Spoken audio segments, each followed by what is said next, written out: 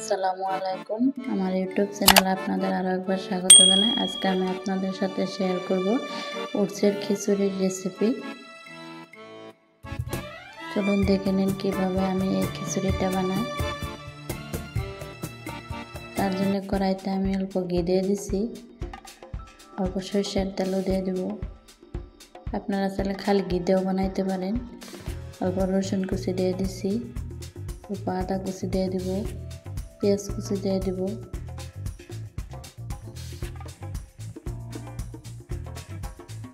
হালকা লাল করে অল্প ভাজে নিব।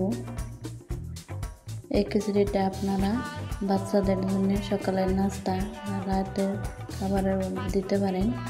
বাচ্চাদের জন্য বানালে মরিচটা স্কিপ করে দেবেন। এখন আমার ভাজা হয়ে গেছে, সবজি দিয়ে দিতেছি। সবজিটা আপনাদের পছন্দ মতো দেবেন। ফুলকপি, বিনস, টমেটো, মটর সবগুলাই দিতে পারেন। আমারটা যে দুটা আসলে এই দুটাই দিয়ে দিছি। সবজিটা আমি অল্প মিডিয়াম আছে রান্না করে নিব। ওর সিদ্ধ হইতে তো সময় লাগে না, এই জন্যে সবজিগুলো অল্প সময় নিয়ে রান্না করব।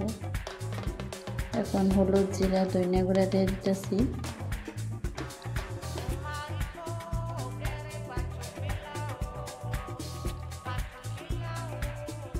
সবজি দেওয়ার সময় আমি লবণ দিয়ে দিছি, তো সবজিটা অল্প সময়ের মধ্যে সিদ্ধ হয়ে যায়।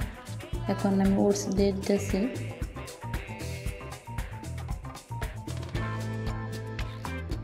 ওটসটা সবজির সাথে ভালো করে মিশিয়ে ভাজে নিব অল্প টাইম। ভালো হয়ে গেছে, আমি এখন জল দিয়ে দেব।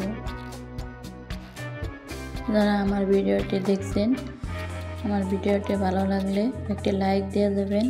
আর যারা নতুন দেখছেন তারা আমার চ্যানেলটি সাবস্ক্রাইব করবেন। পাশে থাকা বেল আইকনটা ক্লিক করে দেবেন, যাতে আমার ভিডিওটা ছাড়ার পরে আপনাদের কাছে নোটিফিকেশনটা পৌঁছে যায়। আমার খিচুড়িটা হয়ে আসছে, আমি অল্প ঢিলা রাখবো, জোড়াইলে এটা ঘন হয়ে যায়। আমি এখন সার্ভ করে নিব।